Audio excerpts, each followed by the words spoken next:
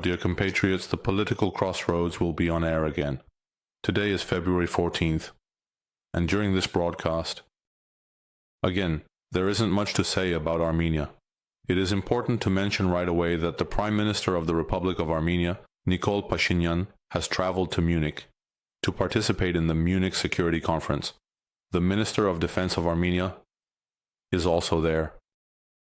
Important meetings are expected to take place there, including bilateral ones, as the Minister of Defense of the Republic of Armenia is set to have bilateral meetings.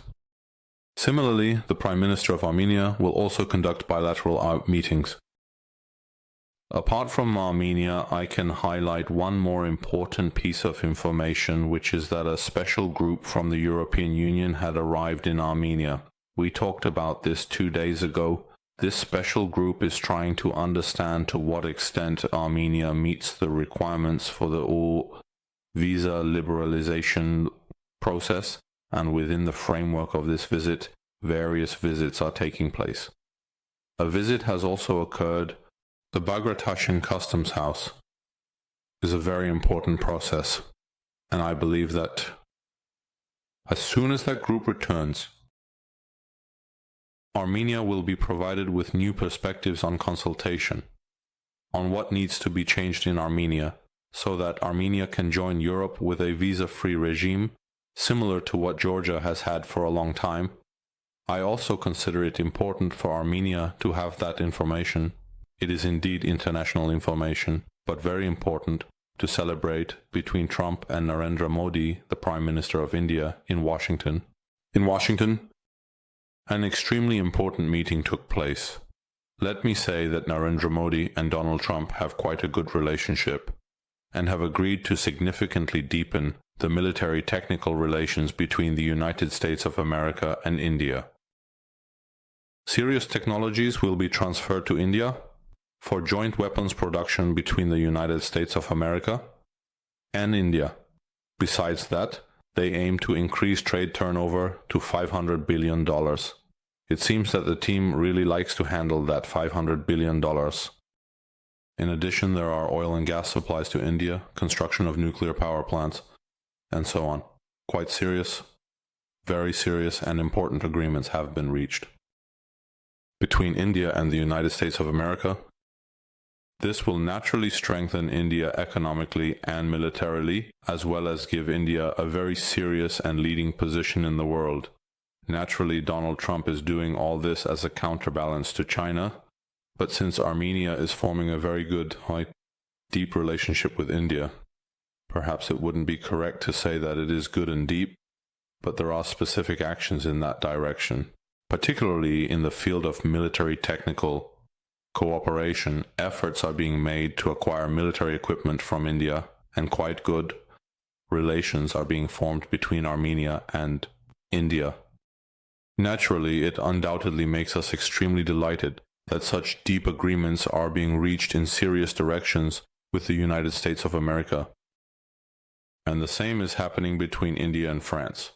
In fact, the relationship between France and India is deepening. The military technical cooperation is being elevated to a very high level, and other European countries are also joining this process. I think this is very important news for us. Let's move on to the other international issues. A considerable amount of confusion has arisen celebrating Trump's phone conversation with Vladimir Putin. And following that announcement, various contradictory statements are coming from Ukraine, even beyond that. There are clear calls from Europe that they will oppose any peace. If Europe and Ukraine are not included in that peace process, in the negotiation process, they have said, initially there was a statement that if the European Union and Ukraine are not involved in that process, then such negotiations are unacceptable. For the Ukrainian side, it is very clear, says Volodymyr Zelensky. At the same time, he says that first the United States of America and Ukraine, and why not Europe as well, should discuss together and only then sit at the negotiating table. Germany's Chancellor Olaf Scholz has also expressed his opinion on this issue, and he has said that in light of that statement, the question is very clear that it is a security issue for Europe, and they must continue to support Ukraine. There was also information that Scholz even wants to declare a state of emergency in Germany, in light of this latest statement. To be honest, this information was mainly spread by Russian media, but I cannot confirm or deny their authenticity.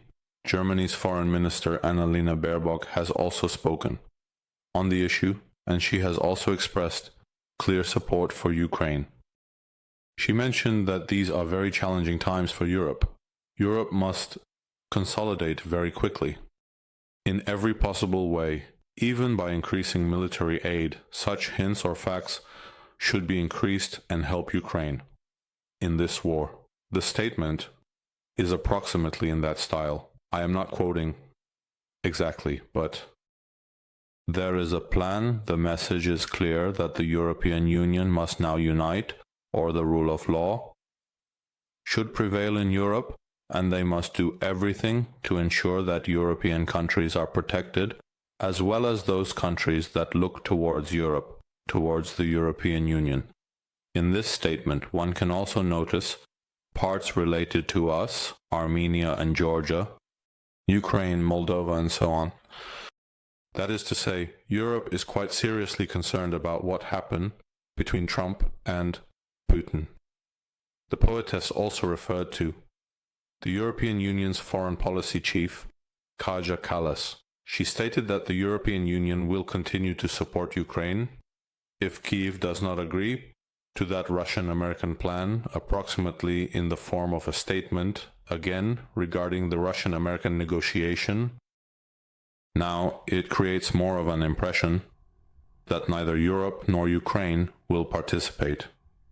And this is the reason why such statements are being made by European countries, and there is a clear stance. Kallas also says that we will continue to support Ukraine if Ukraine does not accept the Russian-American negotiation and agreement. Besides that, there is information that already within the framework of the Munich Security Summit, a meeting will take place between the Russian and American delegations. Initially, it was mentioned that Ukraine would also join this discussion, but later Ukraine stated that they would not participate in these discussions at all, as they first need to discuss with the United States, and only then participate in trilateral or quadrilateral discussions, which is also quite logical. It is also interesting that the United States Secretary of State's plane turned back. He was heading to Munich to participate in the same security summit, but due to technical reasons, the Marco Polo plane returned to the United States. Whether he will participate in that important Munich summit later is hard to say, but at this moment, this is the information we have. NATO Secretary General Mark Gotti has also demanded that Ukraine participate in the negotiations that may take place between Russia and the United States, as well as Ukraine and Europe. It is very important for them to participate in these discussions because the issue concerns not only the fate of Ukraine, but also that of Europe, the fate of the European Union. And despite Zelensky's clear statement that no meeting with the Russian side should take place without the joint alignment of Ukraine, the European Union, and the United States' common positions and discussions, Tomoltam announces that a meeting between Ukraine, the United States, and Russia, meaning the Russian side, will already take place next week. A meeting between the American and Ukrainian sides will take place next week. Tomoltam makes such a statement and again notes that there is significant progress regarding the end of the war. This is approximately the situation. Dear compatriots around Ukraine, at this moment, at least, there seems to be a division observed between the European Union and the United States, as well as with Ukraine. But I think all of this will change very quickly. In my view, Ukraine and the European Union must be involved in this negotiation process. Otherwise, it is impossible. If Trump decides to resolve this issue alone, With Vladimir Putin, naturally, the European Union will oppose it, continue supplying weapons, and even try to increase them for Ukraine. Besides, there are already very clear hints from Europe. They are doing this, as far as I understand, at an accelerated pace. True, Europe moves very slowly on many issues, but they are trying to quickly start investing in the defense sector to enhance overall European defense. Naturally, Ukraine will also benefit from this, though. Oh, naturally, this cannot simply end with the war, whether Ukraine and the European Union oppose it, and therefore, I believe that the United States of America will also take into account the opinions of Ukraine and European countries to some extent, and from there, new joint decisions can be made regarding Ukraine. However, at the same time, all the statements made so far are exaggerated from the European side, that they will not leave Ukraine alone, even if the United States of America decides to proceed having an agreement with Russia. They will definitely not leave Ukraine alone, and approximately the same position is held by Ukraine's President Volodymyr Zelensky.